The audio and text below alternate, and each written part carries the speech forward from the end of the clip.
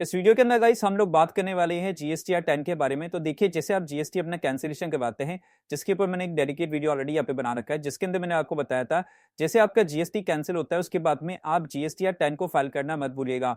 तो गाइस आज के वीडियो का यही पर्पस होगा, मैं आपको स्टेप बाय स्टेप बताऊंगा जीएसटीआर 10 क्या होता है और आपको कैसे फाइल करनी है। तो देखिए गाइस, जीएसटीआर 10 की बात करूं, सिंपली ये एक फाइनल रिटर्न होती है। तो जैसे ही आपका जो है रजिस्ट्रेशन कैंसिल हो जाता है, ऑफिसर आप जो रजिस्ट्रेशन की एप्लीकेशन डालते हैं कैंसिलेशन होने की, वो जैसे उसको अप्रूव कर देता है, या मान लीजिए अगर आपने खुद एप्लीकेशन डाली या फिर शुवो मोटो हुआ है, मतलब ऑफिसर ने अपने आप ही यहाँ पे आपने रिटर्न फाइल नहीं की बहुत महीनों से, तो हो सकता है ऑफिसर ने अपने आप ही आपका जीएसटी कैंसिल कर दिया हो। तो अगर कोई भी रीजन क्यों ना हो, जैसे आपका जीएसटी यहाँ पे कैंसिल होता है, तो guys with in the 3 months basically आपको जीएसटीआर 10 को फाइल करना रहता है।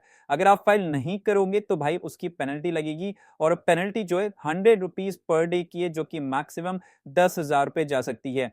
तो गाइस कभी भी अगर आपका जीएसटी कैंसिल हो जाता है तो खुश मत होना, ये काम यहाँ पे जरूर पूरा कर लेना। सो गाइस आप देख सकते हैं यहाँ पे मेरे पास में order for the cancellation of the registration आ चुका है। हम लोगों ने यहाँ पे एप्लीकेशन फाइल की थी और with in the 3 to 4 days हमारे पास में जो है कैंसिलेशन का जो अप्रूवल लेटर है वो यहाँ पे आ चुका है। तो गाइस जैसे आपके पास में अप्रूवल लेटर आता है, विद इन द 3 मंथ्स आप इसको जीएसटीआर 10 को फाइल कर सकते हो।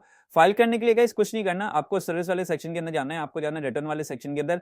यहाँ पे आपको मिलने वाला है फाइनल रिटर्न, इसके ऊपर आपको सिंपली क्लिक करना है। यहाँ पे गाइस जैसे आप क्लिक करोगे तो यहाँ पे आपको ऑटोमेटिकली ड्यू डेट दिखा देगा, मतलब जब भी आपका कैंसिल हुआ होगा। जैसे कि आप देख सकते हो हमारा 19 जनवरी को यहाँ पे कैंसिल हुआ था 2023 को, तो ये 19 अप्रैल 2023 की यहाँ पे ड्यू डेट बता रहा है, यानी with in the 3 months basically आपको फाइल करना पड़ता है। okay, इसको फाइल करने के 2 ऑप्शन होते हैं। अगर मान लीजिए आपके पास में 500 से कम रिकॉर्ड्स है, मान लीजिए आप इस फर्म को बंद करने के बाद में या इस फर्म को कन्वर्ट करा रहे हो प्राइवेट लिमिटेड कंपनी के अंदर, प्रोप्राइटरशिप थी, अब उसके अंदर आप अपना जो इनपुट क्रेडिट वगैरह है वो अब ट्रांसफर वगैरह करना चाहते हो, या कोई भी अगर आपके रिकॉर्ड से क्लोजिंग स्टॉक से लेकर, तो अगर 500 के नीचे तो आप इसको ऑनलाइन को यूज कर सकते हो, वरना फिर एक ऑफलाइन तरीका भी होता है वो आप बेसिकली यूज में ले सकते हो। तो गाइस आपको क्या करना है, सिंपली प्रिपेयर ऑनलाइन के ऊपर यहाँ पे क्लिक करना है। अब देखिए गाइस यहाँ पे सबसे पहले जो आता है वो आता है address for the future correspondence. तो हो सकता है अगर आपका एड्रेस चेंज हो चुका हो और गवर्नमेंट आपसे कांटेक्ट करना चाहती है तो आप अपना एड्रेस यहाँ पे बदल भी सकते हो। वैसे बाय डिफॉल्ट ये वही रहेगा जो आपके ऑलरेडी जीएसटी के सिस्टम में डाला हुआ होगा। गाइस एक होता है सीए सर्टिफिकेट, लेकिन देखिए सीए सर्टिफिकेट की बात करूं तो यहाँ पे जो सर्टिफिकेट है सीए सर्टिफिकेट, उसकी रिक्वायरमेंट तब होती है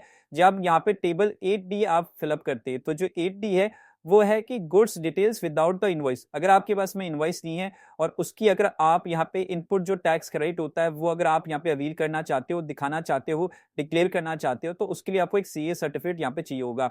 इसके साथ में गाइस बात करूं, अगर आपके पास में इनवॉइसेस है तो इसके ऊपर आपको सिंपली क्लिक करना है। ओके, यहाँ पे आपको सारी डिटेल्स ब्लैंक दिखने वाली है। तो अगर देखिए कोई डिटेल्स नहीं है तो इसको तो ब्लैंक ही छोड़िए, लेकिन अगर आपके पास में डिटेल्स है, ऐड डिटेल्स के ऊपर क्लिक कीजिए।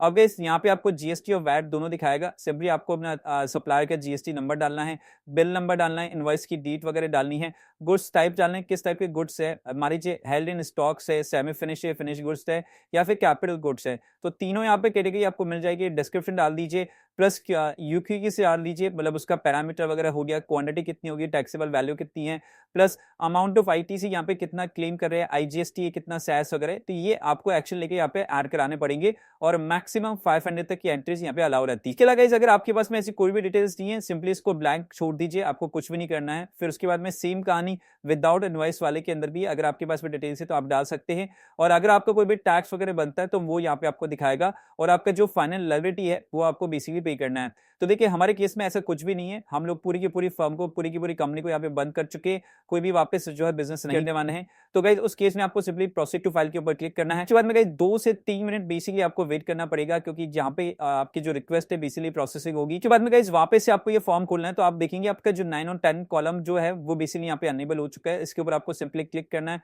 तो यहाँ पे आपकी कोई भी लायबिलिटीज वगैरह नहीं रहती है। तो गाइस आपको कुछ नहीं करना है, नीचे सारी टर्म्स एंड कंडीशन को यहाँ पे एक्सेप्ट करना है, ऑथराइज सिग्नेटरी करना है, और जैसे हम लोग नॉर्मल रिटर्न फाइल करते हैं, फाइल जीएसटीआर 10 के ऊपर सिंपली क्लिक करना है और आपको यस बटन के ऊपर क्लिक करना है। तो गाइस इस तरह से आप अपना रजिस्ट्रेशन कैसे करने के बाद में स्टेप बाय स्टेप अपना सिंपली जीएसटीआर 10 फाइल कर सकते हैं, और आपका जीएसटी जो है कंप्लीटली यहाँ पे क्लोज हो जाता है। आपका यूजर आईडी पासवर्ड अभी भी एग्जिट करेगा, लेकिन आपके सारे जो कंप्लायंसेस होंगे वो यहाँ पे सिंपली फिनिश हो जाते हैं। Guys, like this video, please subscribe channel. अगर आपको एक जीएसटी एक्सपर्ट के माध्यम से अपनी जीएसटीआर 10 या फिर कैंसिलेशन वगैरह करानी है जीएसटी की, तो लिंक आपको सिंपली मैं डिस्क्रिप्शन बॉक्स में प्रोवाइड कर दूंगा। Thank you guys, thank you very much.